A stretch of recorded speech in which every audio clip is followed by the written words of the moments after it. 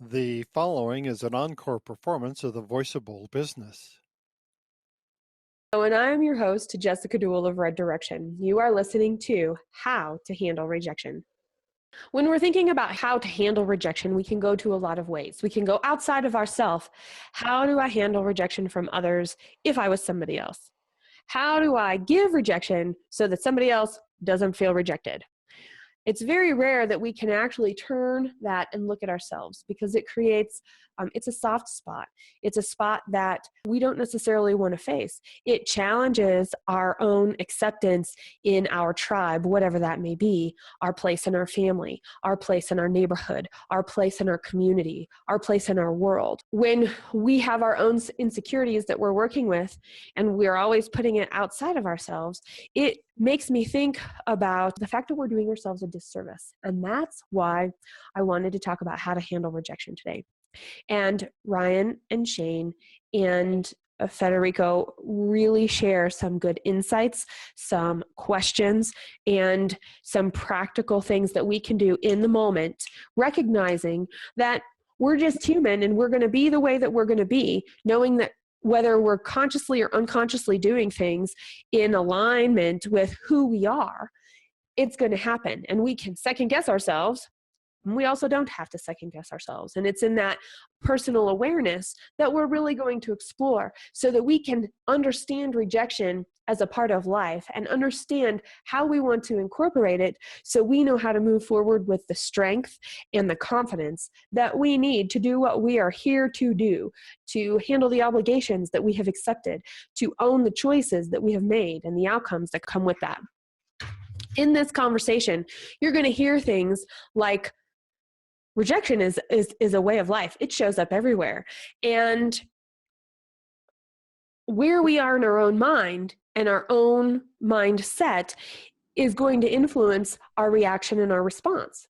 And there's always two sides to this story. We're supported or we're challenged, as one example. We talk about this concept of but.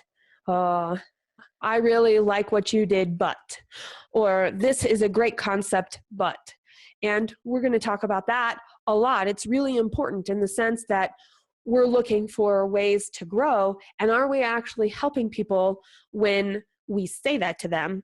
And are we really helped when people say that to us?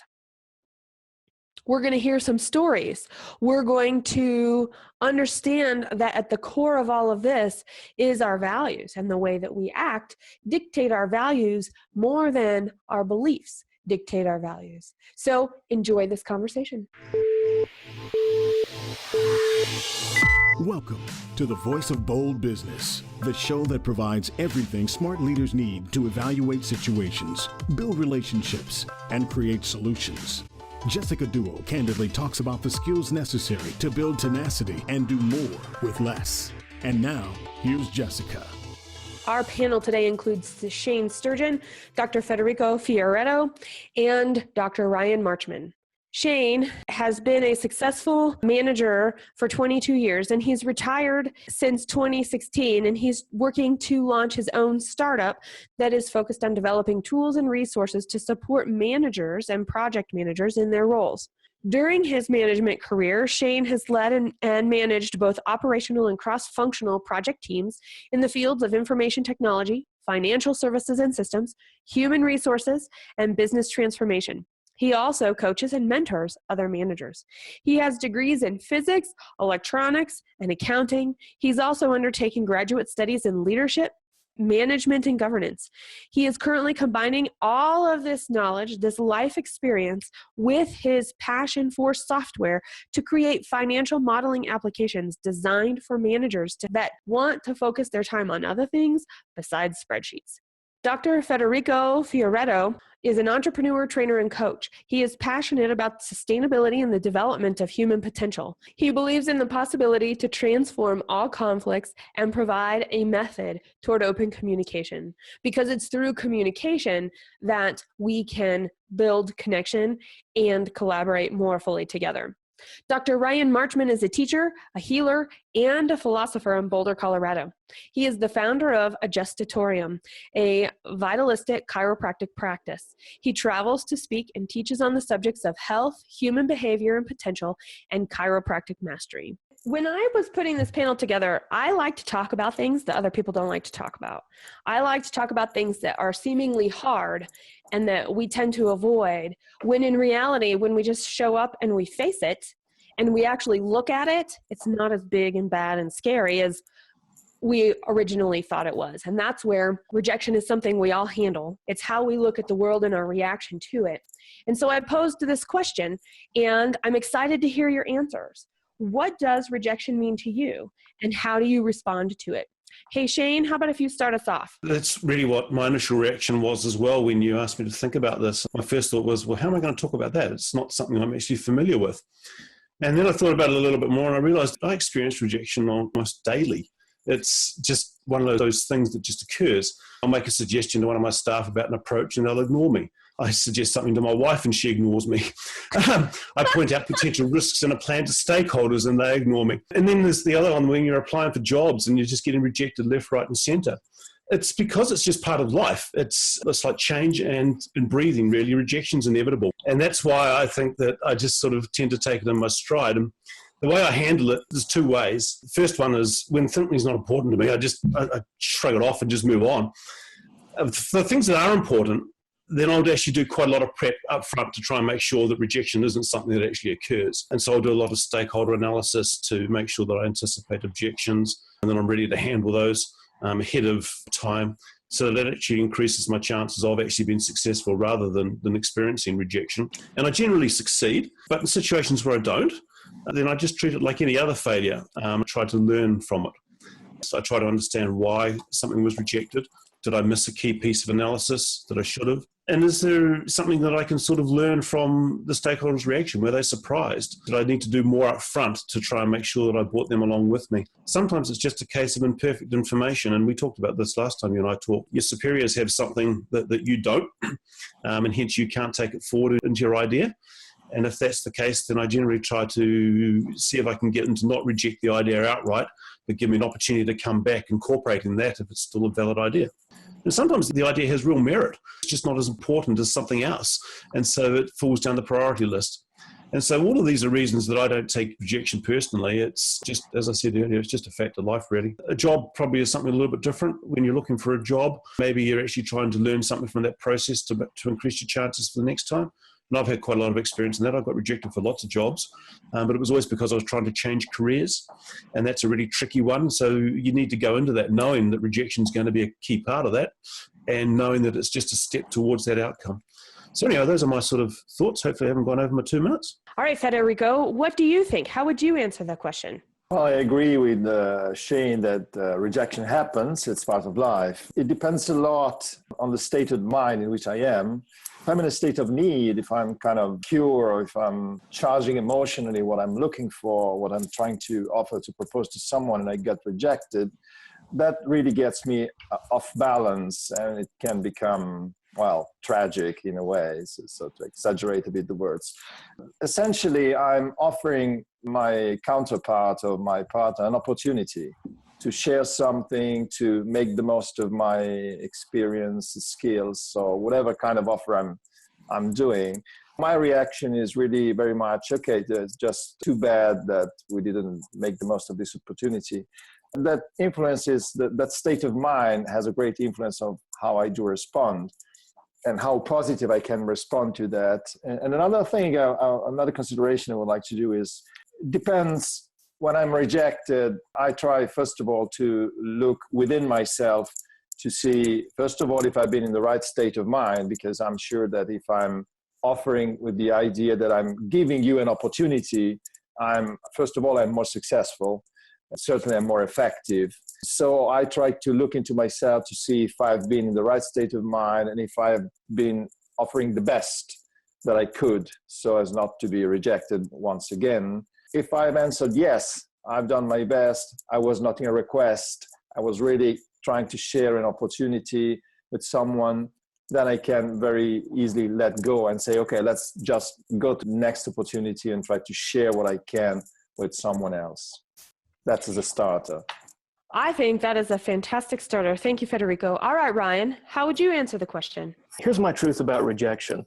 I can approach it from several ways, but I'm going to start by saying there's a biological imperative built into our brains for acceptance from our peers. Because if you think about human beings in ancient times, being accepted by the tribe was survival, and being exiled by the tribe was almost certain death. Mm-hmm. As long as we feel like there's something at stake, our survival is at stake, we have emotional investment in whatever it is that we're pursuing, the fear of rejection is going to be there, and it's going to be very strong. But if you look back on your life personally, you'll find that even among friends and family, there have always been people who like you or dislike you. There have always been people who support you or challenge you. There have always been people who accept you or reject you. Just like the other two fellows said, that's just part of life.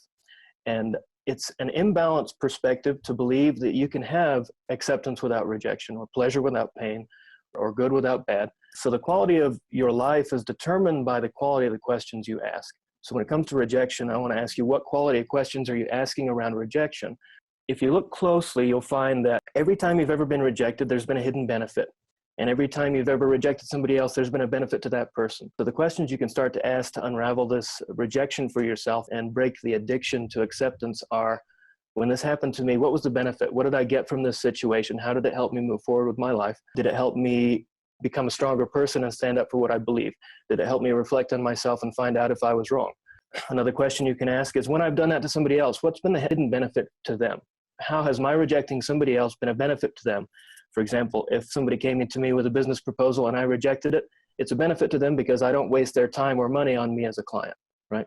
So there are lots of hidden benefits to rejection, just like there are just as many benefits and drawbacks to acceptance as there are to rejection. If you imagine if somebody accepted you every time, no matter what you did, you'd become juvenilely dependent on that person, you wouldn't grow, right? So growth happens between rejection and acceptance, between pain and pleasure, between good and bad, support and challenge. To get the most out of rejection, break the addiction, the dopamine cycle to acceptance, take away the emotional charge from acceptance and rejection by finding out both sides of everything. And we just jumped in, full feet, deep end, boom. We could stop here, and we are not. We are going to continue to go forward because we're talking about rejection, and we have 3 great answers that talk about a personal story and the things that come up, how we might incorporate and look at how we handle rejection ourselves. And I want to first take those answers and actually ask you guys, what does rejection mean to you? Let's just actually define it. What does rejection mean to you, Shane? At its core, probably having somebody disagree with my assessment of something, whether it's an idea or a proposal. And what they're really saying is, sure, you've done that work, but, we're not going to do anything with it because either I don't agree with it, you're wrong, or there's some other factor. It's an emotional thing, although I don't get emotional, but I certainly see where Ryan's coming from, and I'd agree with, if you aren't hard about it, you could sort of take all that, internalize and think they're rejecting me, the person. But it's not about rejection of me, the person. It's about rejection of the idea or the concept or something like that. What would you add to that, Federico? There is a big difference when you get rejected, whether you take it as a rejection of you as a person, meaning that you feel like you have been rejected by your tribe, recalling Ryan, or by your peers, by the community upon which your survival in the biological sense depends, or your emotional well-being if you are dependent on the approval and the acceptance of your community, or if you are taking it as a rejection or a disagreement on something, as Shane said, that you have made a proposal, you have come up with an idea, and others don't think that that's a priority, so they don't want to go down that line for that moment. I think it depends very much on the state of mind and our moment in life, how we are emotionally, how we are with relationship to our basic needs. That's something that I use in my approach. There's a say, I don't know how it translates into English, but in Italian we say that if a door closes, there's a portal opening somewhere. So a rejection is anyway an opportunity to go through a larger door into something more interesting, or anyway to progress into life, because I think that everybody here and everybody who is in the audience probably will have grown through rejections and acceptances. What would you add, Ryan? Well, I agree actually with Federico. A lot of what he said and what Shane said, it's about your state of mind. And whether you take a rejection as simply being told no, or as you take it as a personal rejection that means something about you. And it has to do with this: fear of losing the person who you're being rejected by, or fear of losing the business that you desperately need. Or when there's a fear of loss of something, then the fear of rejection comes up. But if you just meet some guy on the street, you never met him before, you don't care about him, you don't really care what his opinion of you is. You only fear rejection from those who you've put on a pedestal for some reason, either, as Federico said, from your emotional well-being, or because you need this client desperately for your business, or perhaps you admire them or you infatuate with them. And at that point, it becomes more than a no, and it becomes a personal rejection. That's where the pain comes in, because you're expecting more pleasure than pain here. You're expecting to be accepted, so your rejection, which you perceive will be painful, is it's mainly about where you are in your mind in relation to the person who is rejecting you, as to whether or not you feel that would be a rejection or it'll be just being told no. One of the things I heard you all say, and one of you actually said it, was the word but. Blah, blah, blah, but blah, blah, blah. Anybody who's taking a public speaking course or more of nonviolent communication or anything for negotiation, buts stop conversation. They really negate everything that was said. So you're saying something, and then you're saying, but I lied. And I really mean this instead. And we use it as this sandwich technique for rejection or positive criticism. And I'm going to ask each of you for a personal story of something where you went, and I'm going to use Ryan's phrase, the between where the growth happens. I want you each to think of a story that you can share. I'm going to share a very recent story for me. It's important because the more we talk about these things, the more we have a better idea of what the definition is that we're working with, means that we can better empathize with other people without condescendingly sympathize or putting them down not knowingly. Because that's one of the things I also think when it comes to acceptance of being part of is when we're experiencing this and somebody else witnesses it, what is their reaction to us? I am on a nonprofit board. Those of you who have ever worked on nonprofit boards, they're amazing and wonderful, and they're full of need, and they'll take anybody that walks off the street with extra time. And I think that's good because it's how stuff gets done. It's people with this passion, and they come together. When people come together, they have different definitions of how things are. They have different expectations of what happens. They have decided what their reality around this common project is. And so for somebody else to come in, and I was the new person, when I came into this organization of this set ways, I saw this amazing thing, and I immediately saw potential, and I saw opportunity, and I listened to their goals, and I brought ideas. And every single idea I had was met and stopped. Every single one. Okay, 9 months now, every single one. My determination kicked in because I'm like, I see it. You guys are telling me what you want. We're saying all the same things, and I'm not trying to change the world. I want all of the other stuff that's going on to work too. I'm just going to bring in this one little piece. I'm going to add more Jessica and bring my skills to help get this done because we're all trying to work together. Not only did it just get stopped, then other stuff came up. Now there were going to be actual physical barriers in conversations that actually stopped any progress around anything. So not only did my ideas get stopped, all of the other great ideas that existed before I got there began to suffer. And I'm like, I don't understand this. Reading between the lines and feeling out the way things are. And I really think there's a sense of fear there. There's a sense of fear that I'm going to disrupt the norm. And I've stirred the pot enough that people are unsure. And at the same point in time, when those people got unsure, any opportunity for me to fully connect with them, to build a relationship and actually work with them, continued to decline. It's like at the end of a gold mine. There's way more energy going in to the gold mine than the actual gold coming out on the other side. And I know that I'm not alone in this. And I know a lot of people on nonprofit boards experience this.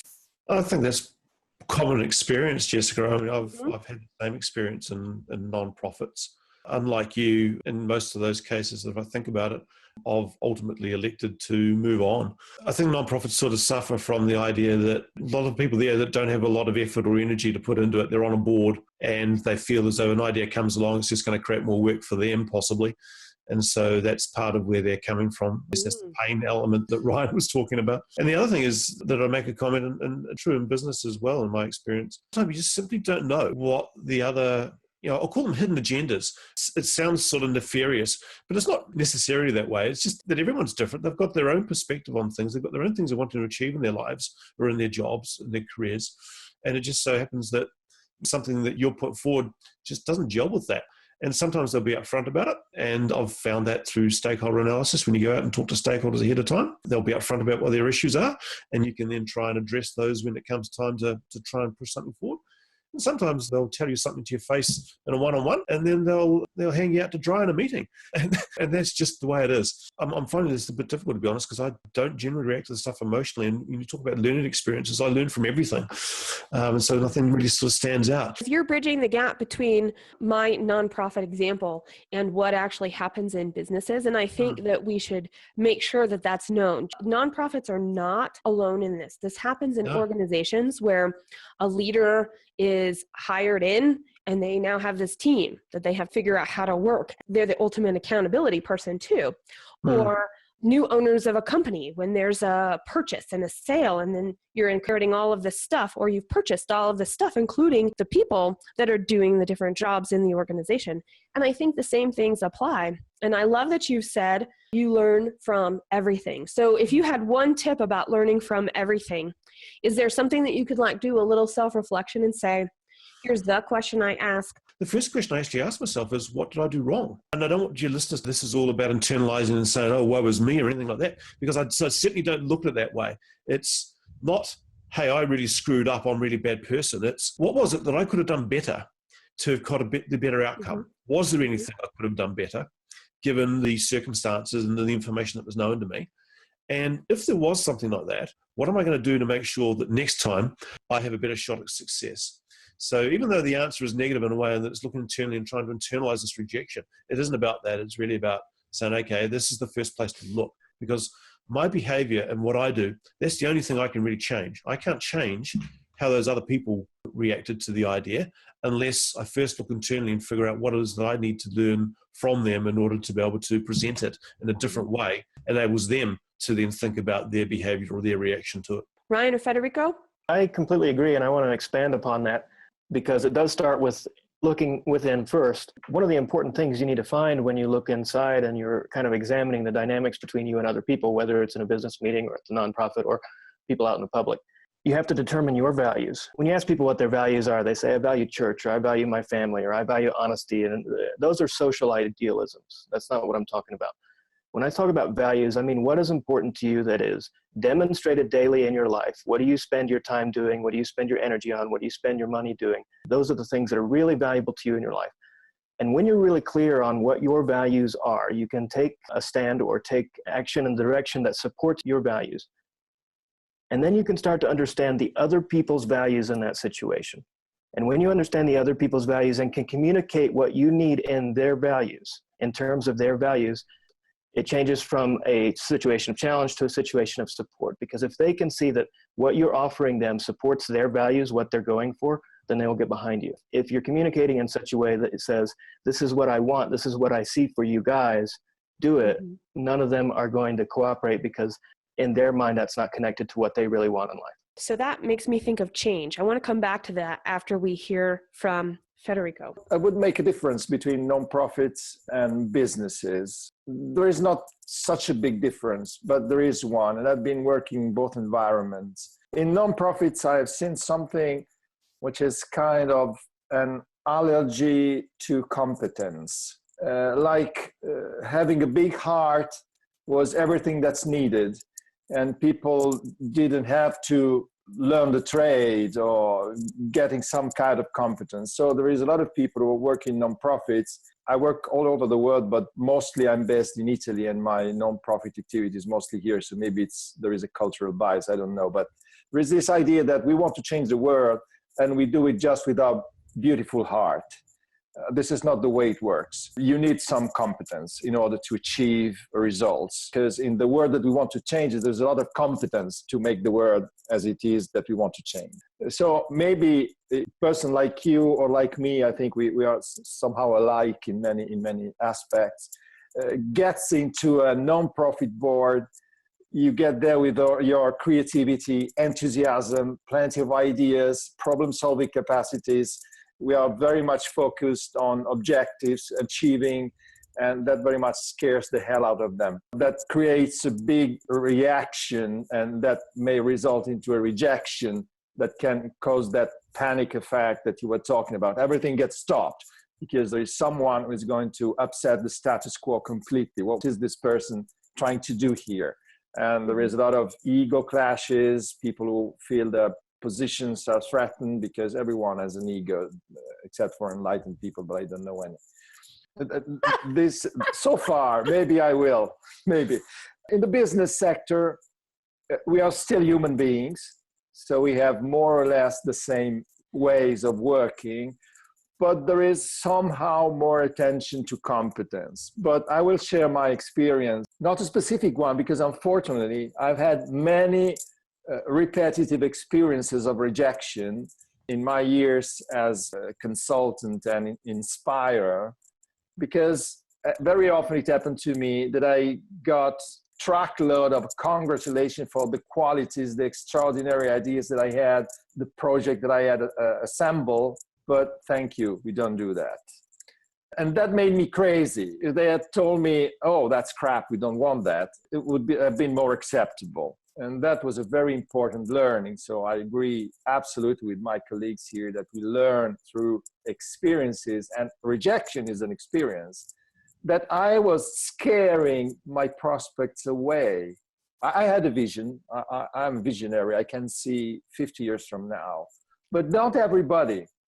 And maybe I could see the good for my prospect in 50 years, but the person was taken by his or her daily life, daily routines, and he was able just to see 3 months ahead. So by talking what will be in 50 years, they would be scared away. And I learned that I should graduate the way into which I shared my vision, keep maybe the vision in 50 years for me, and take the person by hand to the next 3 months. And that for me was a big learning, and my capacity to serve my clients has improved very much because now I'm effective. And for years, I've been having wonderful visions, but they were useful for nobody. People have a really hard time seeing long-term visions. You need to give them much shorter milestones, and that then brings them along for the ride. They can see progress. I'm a bit like you, but most of us aren't. I think I learnt that too. Okay, so we're going to go back to this concept of change and resistance. It's also going to mold into this idea of a space to make mistakes. What was just being talked about with long-term versus short-term, and this idea of shared meaning. We're trying to build this shared meaning, and if we have a space for mistakes to occur, we're all seeing each other's progress, and we continue to build a shared meaning through experience together of how do we best work to continue to go forward, whether that's in our families, whether that's in our volunteer work, whether that's at work, whether that's wherever. Sometimes we aren't clear with ourselves, or we aren't honest with ourselves, and we're doing something because we think we should. The shoulda, woulda, couldas come in, or somebody tells us we're really good at it, and while we don't like it, we always find ourselves doing that thing that we're really good at, and there's no fulfillment there, meaning we get tired, it's draining, we don't have any energy, and then what happens? We get grouchy, and we're not very fun to be around, and it makes us a little more antisocial and hard to get along with. Then when that kind of stuff starts to happen, whatever the scale, whatever the speed, based off of different situations, at some point there's this, I'm going to draw a line in the sand. And when I draw that line in the sand, now there's a vacuum. It's like lightning. We get thunder because the lightning comes through and creates this space, and the air has to fill the space, and it makes a sound. And if we say, no more, I'm done with this, right? Then what happens?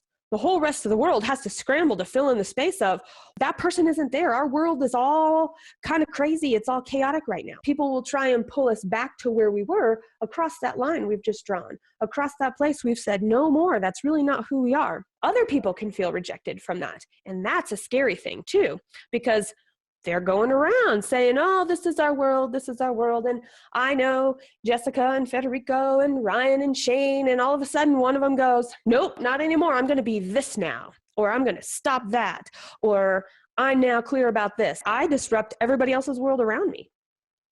Are you guys following that a little? A little bit. Okay. I think a lot of that comes down to values. That was what Ryan was talking about earlier. Mm-hmm. Okay, keep going. Well, I was going to kick over to Ryan because Ryan's obviously the expert on that.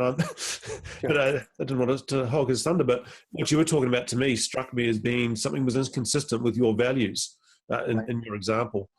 And that's where I got to in some of my nonprofit board experiences as well. That's where you do draw that line. You simply say, well, my values are such that my energy spent on this thing here is not consistent with where my values are, and I'm better to just part ways and let them go. If I think about that example, they did try to pull me back, and I just said, no, not going to happen.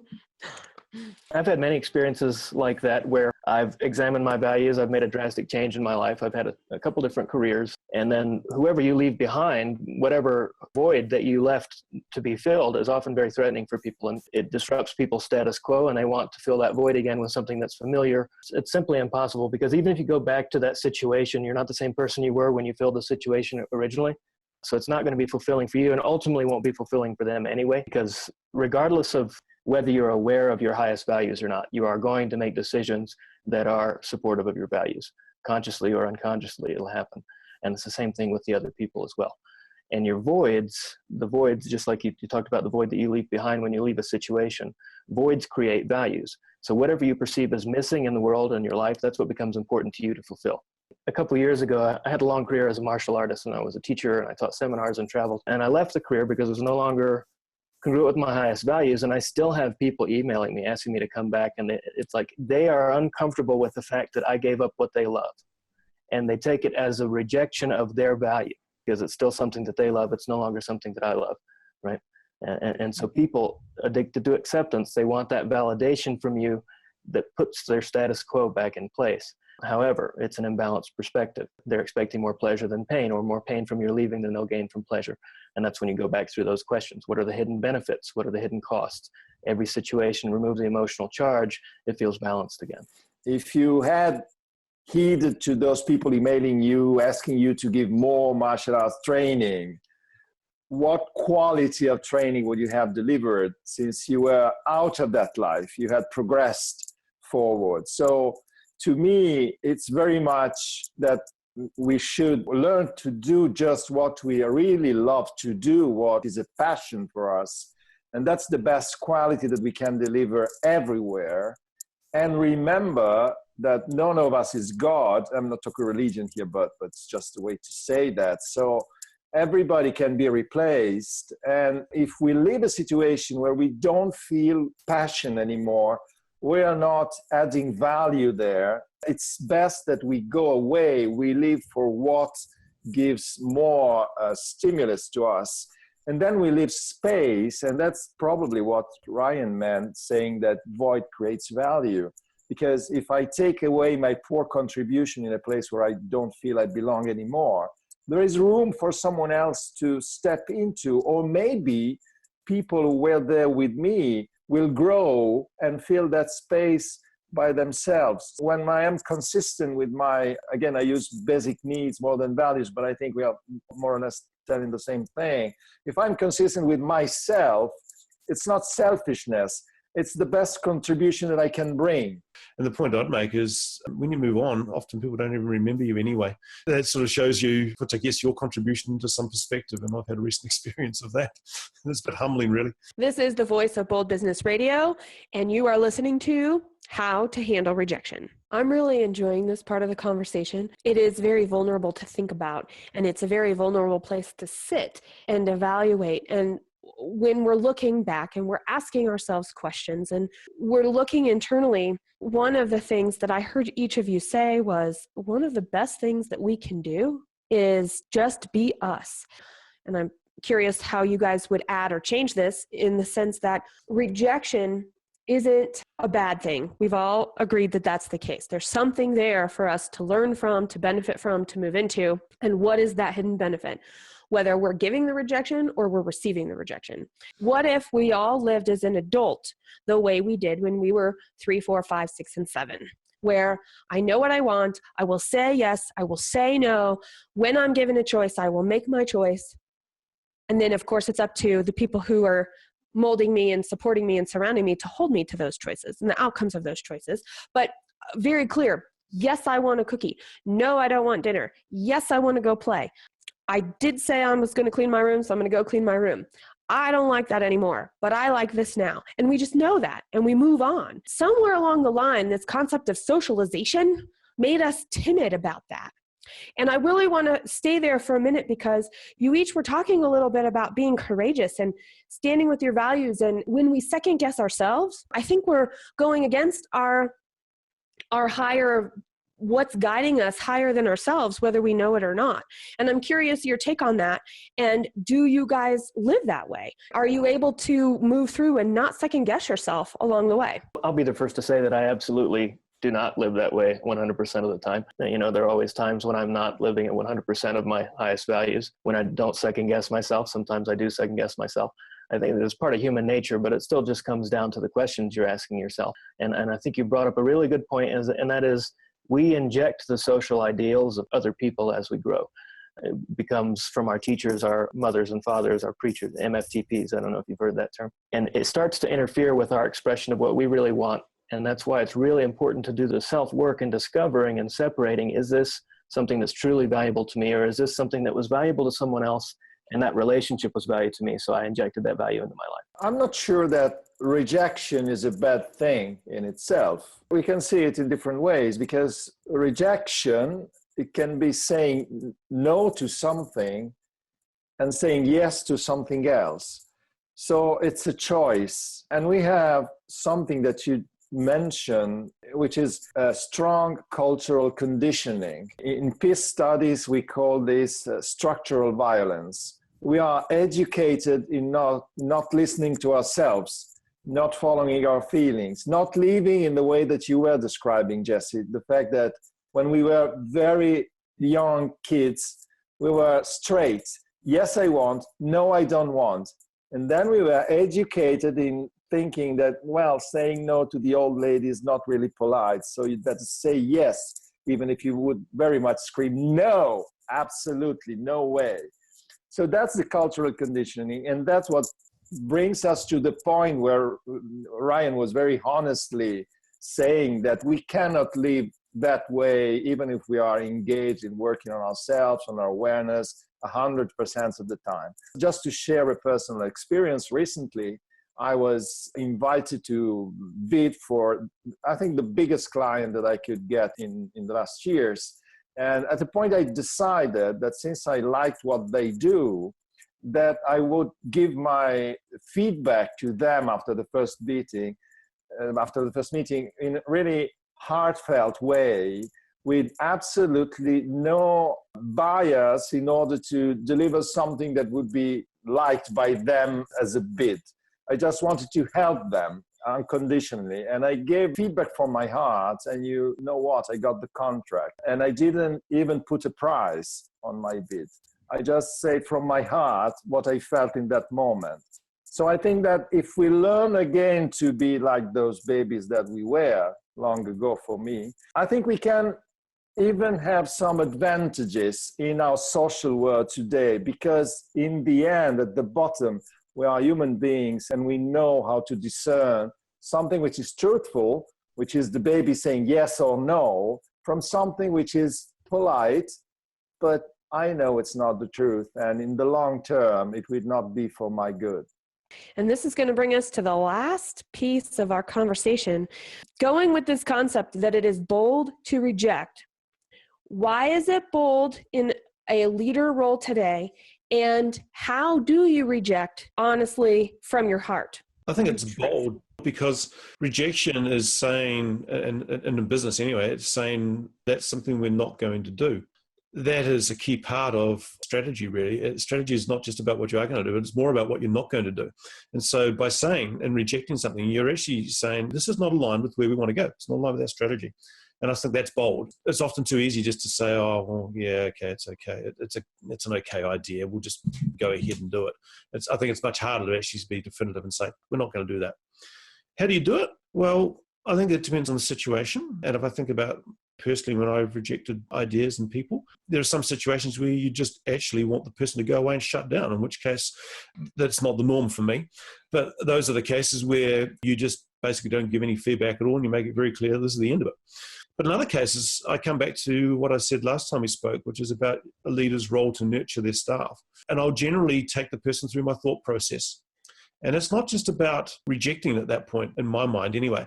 It's about explaining to them why I've come to the decision that I did, that I don't think it's a good idea. But it's about also giving them some insight into that process so that they can actually come back and challenge my thinking. Because maybe I was wrong. Perhaps once they understand where my thinking was, they might say, oh, actually, there was a bit that I failed to tell you, Shane, and it's a really key bit. And I say, oh, excellent, now you've said that. This changes everything. Yeah, I think that's a great idea. Let's go ahead with it.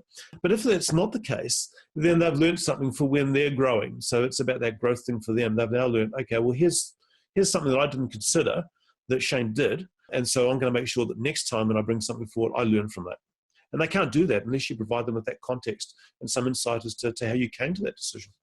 Okay, Federico. I think, first of all, we should discern what we are rejecting. I don't think very much how I should reject a phone call from the upteenth direct marketing company that's calling me on the phone at 10 in the evening. So that's very much a straight rejection. But apart from this, how honest, how engaging, how deep is the proposal that I have received? And I think that I should match at least with the same honesty, transparency, and engagement. Because if a person has worked on something in my interest to propose me something seriously, I should dedicate my time in order to, as Shane was saying, taking them through my thought process and remembering that the world is a very small place. Sooner or later, we all meet again. It's much better to reject graciously in a way that leaves good relationships. And that very often happens when we remember, when we keep in mind that we reject a proposal or reject a way down which to go, as Shane was saying. We reject a strategic direction, but we don't reject the person or the team who has formulated the proposal. Is it bold or not? Is it not a duty for a leader to reject strategies or proposals or business ideas that his or her company shouldn't pursue because they are not good in the interest of all of the stakeholders of the business? It's not really bold. It's part of your business. And it's also not only in business, it's also part of our duty as parents to say no sometimes to our children. Whereas, as Shane was suggesting, it's sometimes much easier to say, okay, all right, let's just go on with that. No, it's much more difficult to say no when the baby wants a yes, and then you have to explain why no. It's more a duty than something bold, in my opinion. Thank you very much, Federico. Ryan? I really love the way he put that, because as a chiropractor, it's my duty to give my patients a course of action that is in their best interest 100% of the time. And sometimes they want to propose a different course of action. As somebody's doctor, it's my duty to reject whichever course of action is not within their best interest. So I'm rejecting people on a daily basis, and I'm receiving rejections on a daily basis because we're talking about people's health. And it would be really easy to take that personally in two ways. I could take my rejection personally when someone doesn't want the care that I give, as if maybe I'm not doing a good job or whatever. Or I could take personally that I don't want to hurt their feelings.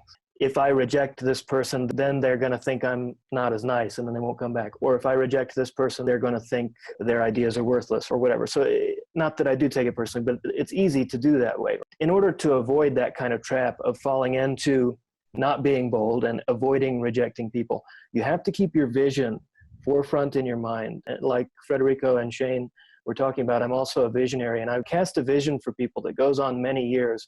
Often that's too much for people all at once, but if I keep that vision in my own mind, then when I tell people what they need, if I know what they need, and I know that I know that I know that I know what they need, it makes it impossible for me to say anything other than that. It becomes a duty to reject that person's proposal if it's not for their highest good. Thank you for listening to the Voice of Bold Business, How to Handle Rejection Today. You can find all the program notes at thevoiceofboldbusiness.com/P That is the voiceofboldbusiness.com/P like program 50. Or search how to handle rejection. Make sure when you listen to this, you stop and you subscribe to the Voice of Bold Business Radio on your favorite listening platform. We will get more programs out every Tuesday and Friday so that you have more information to keep yourself going and inspired and learn as an active leader today. And as a leader, you're defining what it means. You're defining what a leader is in today's world, in business, in life, in the world. And your stories and experiences add to that definition. I want you to take a minute, now that you've listened to this, and tell us, respond, how do you handle rejection? Subscribe at thevoiceofboldbusiness.com and get more information, program notes, and past episodes. Bold leaders approach each situation and focus on action to achieve a higher level of leadership. Jessica Duell, your business advocate, is the host of the Voice of Bold Business Radio. Thank you for joining us.